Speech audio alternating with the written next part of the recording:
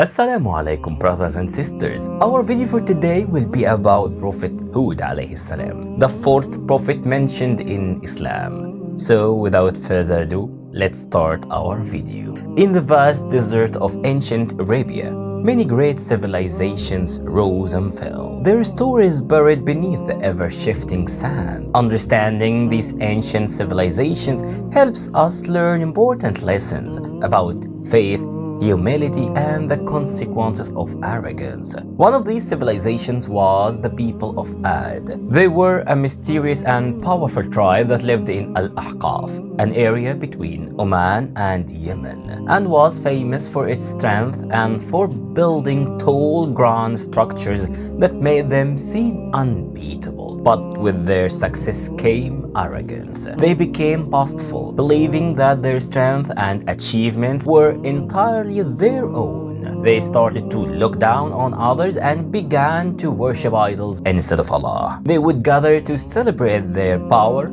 praising the idols they had created, thinking that these lifeless stones were responsible for this good fortune. They ignored the poor and mistreated the weak, showing no gratitude for the blessings they had. It was then that Prophet Hud alayhi salam was sent by Allah to guide them back to the right path. This is the story of Prophet Hud and the people of Aad, a story about ignored warnings and patience of a prophet and the downfall of proud nation that refused to listen. فأما عاد فاستكبروا في الأرض بغير الحق وقالوا من أشد منا قوة أولم يروا أن الله الذي خلقهم هو أشد منهم قوة وكانوا بآياتنا يجحدون. As for Ad, they turned arrogant on earth and opposed justice and said, "Who is more powerful than us? Have they not considered that God, who created them, is more powerful than they?" And they went on denying our revelations.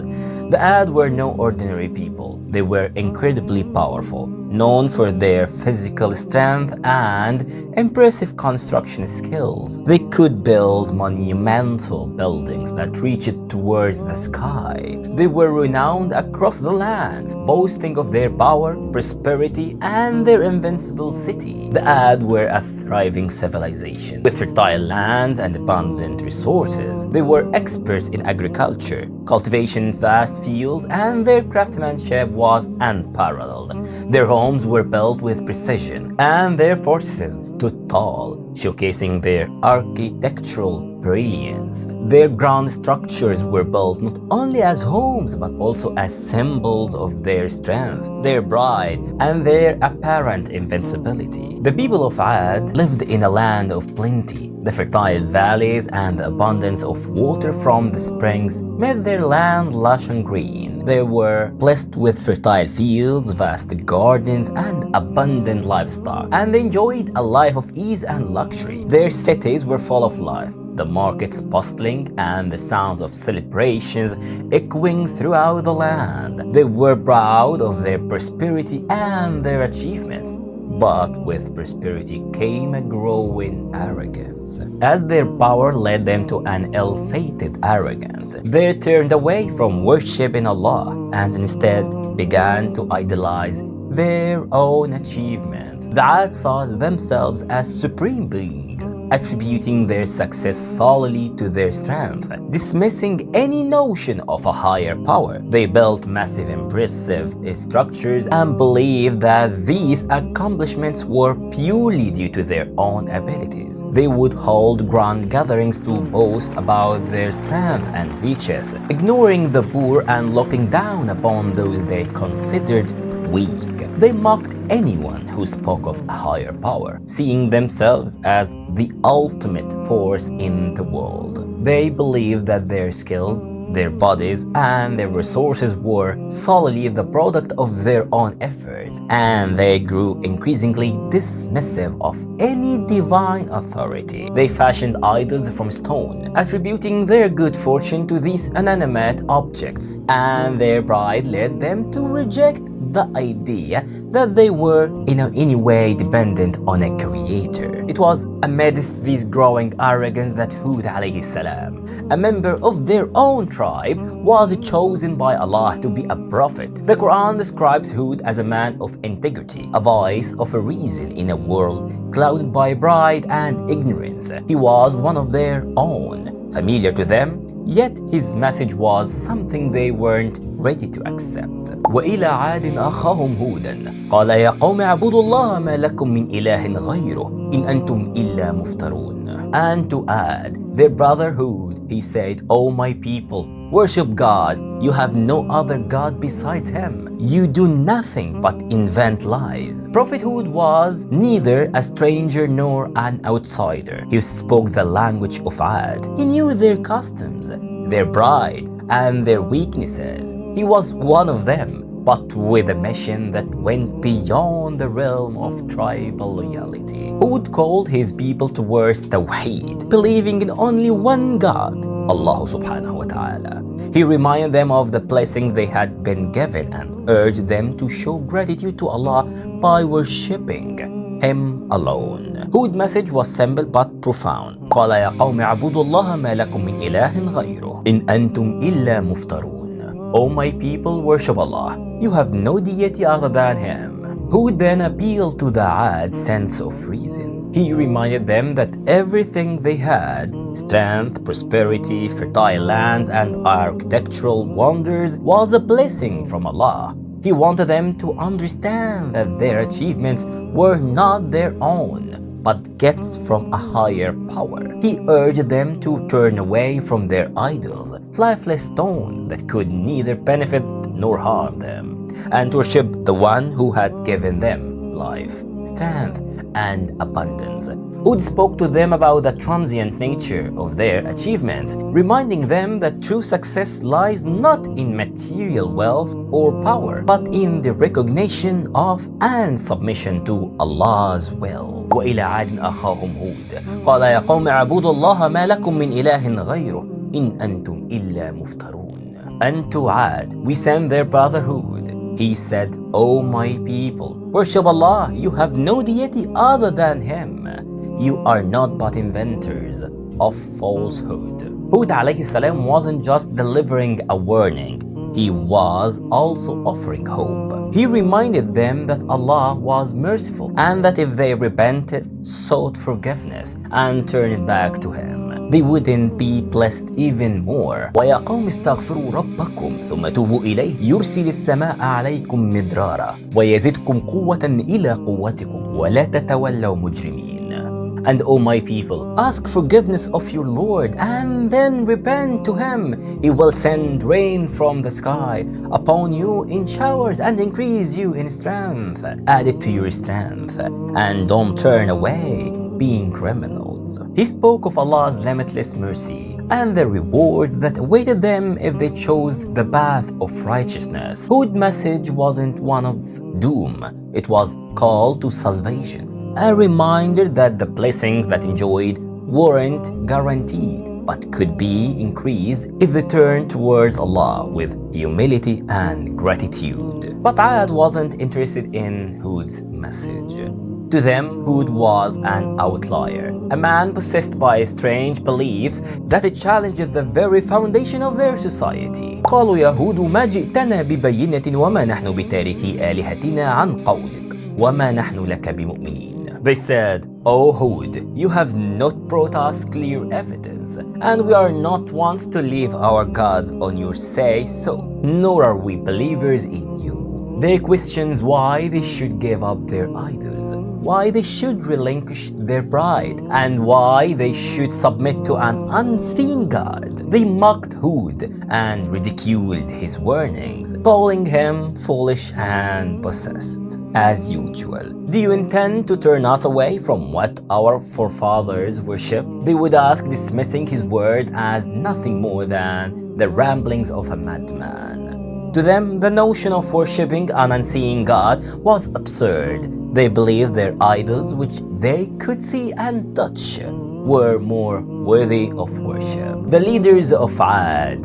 in particular, were vehement in their opposition to Hud's message. They saw Hud as a threat to their authority, a man who was attempting to dismantle the very social and religious fabric of their community. They feared losing their influence over the people, as Hud's message emphasized equality and submission to Allah alone, undermining their position of power. They incited the people against Hud, spreading lies about him and sowing doubt about his intentions. وإلى عاد أخاهم هودا قال يا قوم اعبدوا الله ما لكم من إله غيره أفلا تتقون. And to Aad, their brotherhood, he said, O my people, worship God. You have no God other than Him. Will you not take heed? Despite their rejection, Hud remained steadfast. He was patient and his resolve was unshaken. He knew that his duty was only to convey the message, and whether or not Aad accepted, it was beyond his control. Hud spoke to them day after day, reminding them of the people who came before, generations that had perished due to their arrogance and disobedience. He warned them of a dire punishment if they continued down their path of defiance, but also offered them hope if they chose to repent. ويا قوم استغفروا ربكم ثم توبوا إليه يرسل السماء عليكم مدرارا ويزدكم قوة إلى قوتكم ولا تتولوا مجرمين. O my people, ask forgiveness from your Lord and repent to Him. He will release the sky, pouring down upon you, and will add strength to your strength, and do not turn away and be wicked. Hud offered them a chance to change, a path towards redemption. But the Aad, drunk on their own power, were blind to this sincerity. They looked at the clear skies above and saw no signs of Hud's warnings materializing. They grew more dismissive, challenging Hud to bring upon them the punishment if he was truthful. Hud would often remind them of the stories of the past nations, like the people of Prophet Nuh عليه السلام, who had similarly disregarded divine guidance and faced dire consequences. He would point to their strength, their fortresses, and their riches, and tell them that none of it would be of any use if they continued to disobey Allah. But the Aad had grown deaf to his pleas, and their arrogance, brothers and sisters, only grew stronger. Hud's patience was remarkable. He faced constant mockery and insults, yet he never wavered. He was determined to fulfill the mission that Allah had entrusted to him. He understood that guidance comes only from Allah, and his role was to be the conveyor of the truth. The strength of his faith was unshakable, and he continued to preach. Despite the hostility he faced, he urged his people not to be deceived by their prosperity, for the true success in the hereafter, not in the temporary comfort of this world. قال الملأ الذين كفروا من قومه إنا لنراك في سفاهة وإنا لنظنك من الكاذبين. The elite of his people who disbelieved said, "We see foolishness in you, and we think that you are a liar." The Aad were adamant in their ways. They believed their strength and the prosperity of their land made them immune to any form of calamity. They pointed at their massive structures, their fortified city, and laughed at Hud's warnings of destruction. To them, Hud's prophecies were empty threats. قالوا أجئتنا لنعبد الله وحده ونذر ما كان يعبد آباؤنا فأتنا بما تعدنا إن كنت من الصادقين. They said, "Did you come to us to make us worship God alone and abandon what our ancestors used to worship? Then bring us what you threaten us with. If you are truthful." Their idols became a symbol of their stubbornness, their refusal to accept that there was a force greater than their own power. The Aad lived in a state of delusion, convinced that no harm could ever befall them. قالوا أجئتنا لتأفكنا عن آلهتنا فأتنا بما تعدنا إن كنت من الصادقين. The response to Hud's message was one of scorn. They said, "Did you come to us to divert us from our God? Then bring us what you threaten us with if you are being truthful." The people of Aad would hold gatherings where they would openly mock Hud. taunting him and daring him to bring upon them the punishment he spoke of. They would boast of their strength, their riches, and their powerful gods, and openly challenge Hud's words. The leaders of Aad in particular were the most vocal in their defiance. They saw Hud's message as a threat to their authority and influence over the tribe. The defiance of Aad wasn't merely a refusal to believe. It was a deep-seated arrogance that blinded them to the truth. They saw themselves as invincible and their idols as protectors. They believed their massive structures, their fortified homes, and their abundance of resources would shield them from any harm. The concept of a punishment that would destroy their entire civilization seemed laughable to them. They were so consumed by their pride that they could not comprehend the idea of a force greater than their own.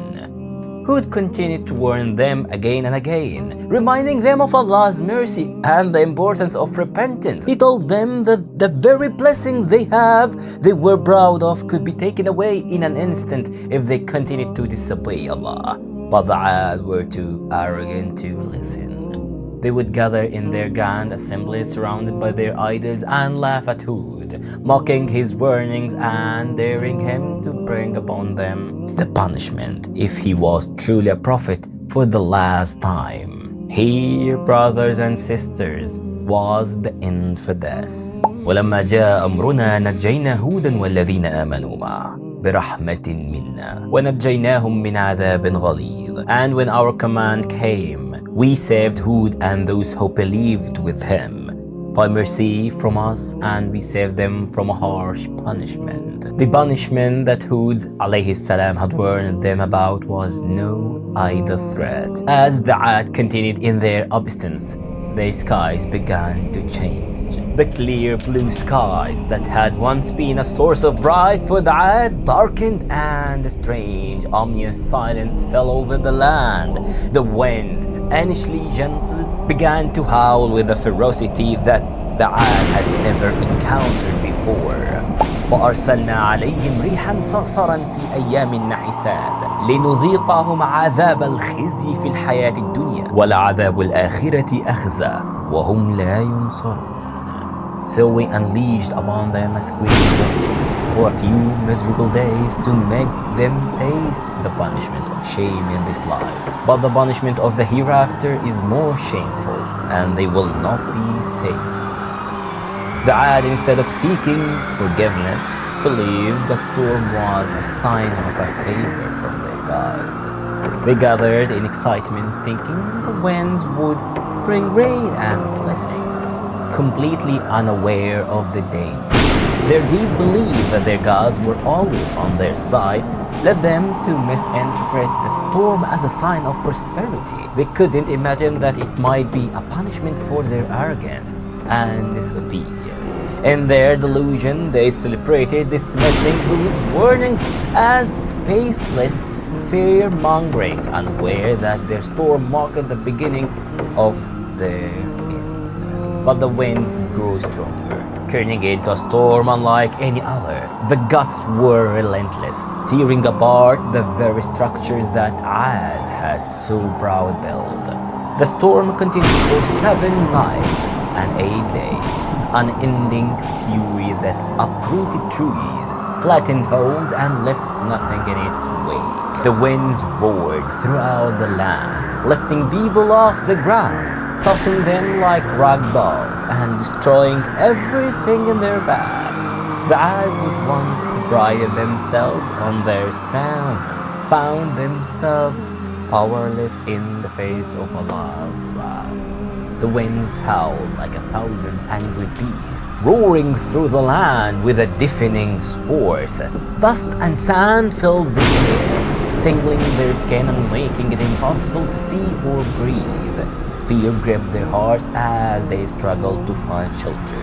The relentless wind pushed them to the ground, leaving them feeling utterly helpless. The noise was deafening, and the people could barely hear each other's cries for help.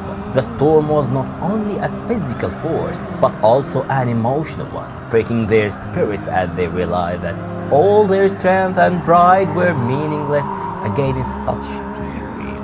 The people struggled to stay on their feet as the wind pushed them with brutal force. The air was thick with debris, and the ground shook under immense power of the storm, leaving the Aad in utter chaos and terror.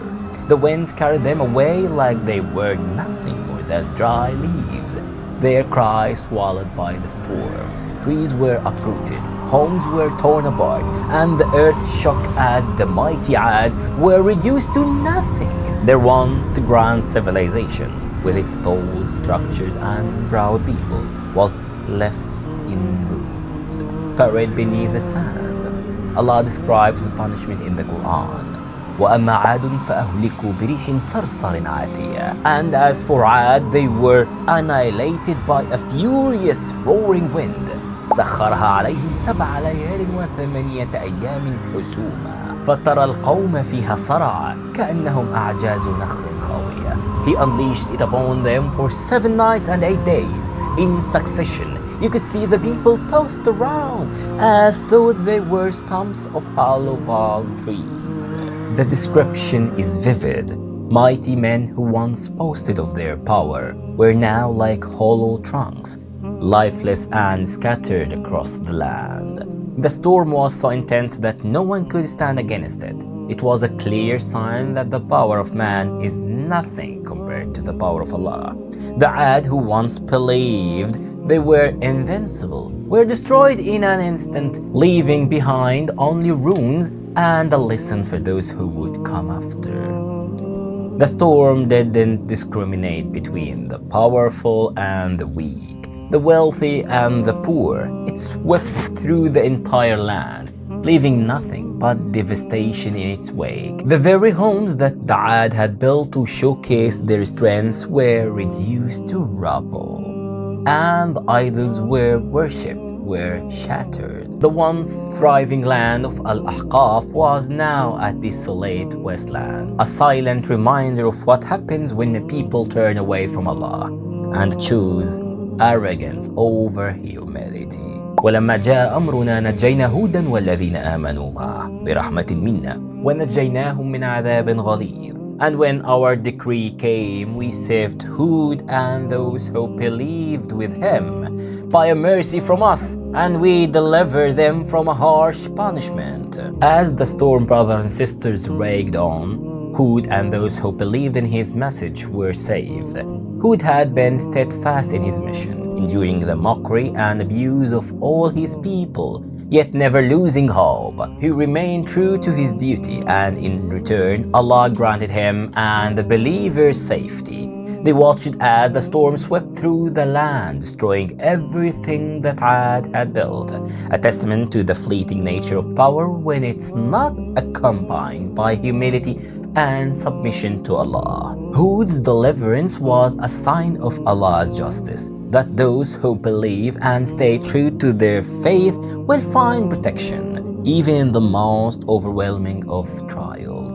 Hud and his followers left the ruins of Al-Ahqaf, a once proud city now nothing but a desolate wasteland, and moved on to a different land where they could live in peace, away from arrogance and disbelief that had led to Aad's downfall. The believers who followed Hud were a small group, but they were steadfast in their faith. They understood the importance of humility, gratitude, and submission to Allah. They moved away from Al-Ahqaf, and their story became a reminder for future generations, a reminder that power and arrogance lead to destruction, while humility and faith lead to salvation. Hud and his followers established themselves in a new land where they could live in peace, away from corruption and arrogance of their previous society.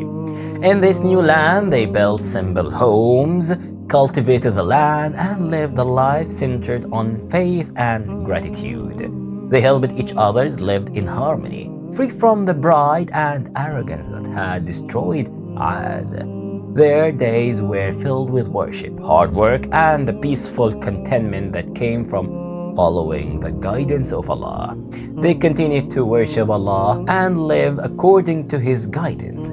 They taught their children about the fate of Aad, ensuring that the lessons of their past were never forgotten. Hud alayhi salam continued to lead them, guiding them in their worship and reminding them of the importance of humility, obedience, and gratitude to Allah. وَلَقَدْ مَكَّنَّاكُمْ فِي الْأَرْضِ وَجَعَلْنَا لَكُمْ فِيهَا مَعَايِشَ قَلِيلًا مَا تَشْكُرُونَ. We have established you firmly on earth and made for you in it livelihood, but rarely do you give thanks. The story of Prophet Hud alayhi salam and the people of Aad is timeless reminder of the perils of arrogance and the consequences of ignoring divine guidance. Aad, despite their strength and prosperity, perished because they failed to acknowledge the source of their blessings. Their obsession with power and their refusal to humble themselves before Allah led them to ruin. Hud's unwavering dedication serves as a powerful example of patience and perseverance, as all prophets. His journey reminds us that the role of a prophet is to convey the message, regardless of how it's received. Hud alayhi salam was met with defiance and mockery, yet he continued, knowing that success lies not in the number of followers, but in staying true to one's mission. The destruction of Aad also serves as a powerful reminder of Allah's justice. No matter how powerful a people may seem, they are ultimately at the mercy of the Creator. Aad's towering buildings and remarkable strength were no match for the force of nature when Allah willed their destruction. It's a lesson that power, when wielded without humility, can lead to devastating consequences. Hud's story teaches us about the importance of sincere leadership. He wasn't motivated by power, wealth, or influence, but by a genuine desire to guide his people to the truth. He spoke with compassion, offered them hope, and remained steadfast even when his message was rejected time and again. The Qur'an mentions the story of Hud and Aad multiple times, each time emphasizing different aspects of the narrative to serve as a reminder for humanity.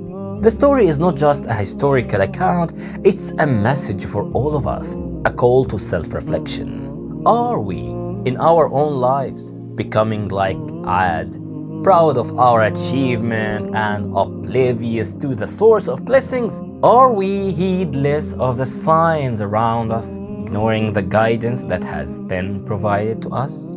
The fate of Aad is a stark reminder that arrogance, ingratitude, and disobedience lead to a destruction, while humility, gratitude, and obedience lead to a salvation.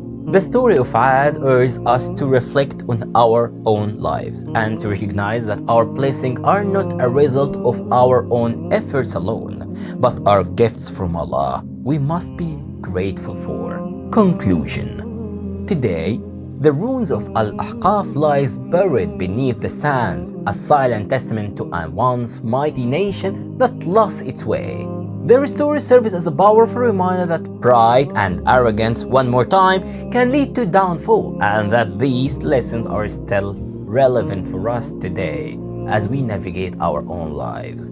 Al-Ahqaf, located in the region between Oman and Yemen, and is now mostly an uninhabited desert. Some scattered archaeological remains can still be found, though they are mostly covered by the sands of time. These remnants serve as a powerful historical reminder of the faith that people are proud and disobedient people, urging us to learn from their story and recognize the importance of humility and faith. Very little remains of the once grand civilization, with only traces of their structures left, buried under the dunes as a reminders of their fate. The story of Prophet Hud alayhi salam remains a lesson for all generations, a warning against arrogance, a call to humility, and a reminder of the importance of faith. Hud's courage, resilience, and unwavering commitment to his mission serves as an inspiration for all of us who strive to stay true to our principles in the face of adversity. It reminds us that the path of truth is not always easy, but it's the path that ultimately leads to success, salvation, and eternal peace. The winds that destroyed Aad are gone, but the lessons they left behind continue to resonate, urging us to choose humility over arrogance, faith over disbelief, and obedience over defiance. It's a legacy that transcends time, a legacy carved in the sands of Al-Ahqaf, waiting for us to heed its message. And brothers and sisters, this brings us to the end of our story for today. Don't forget to hit the subscribe button and share this valuable information with our brothers and sisters to spread the knowledge of our great religion, Islam. Salam.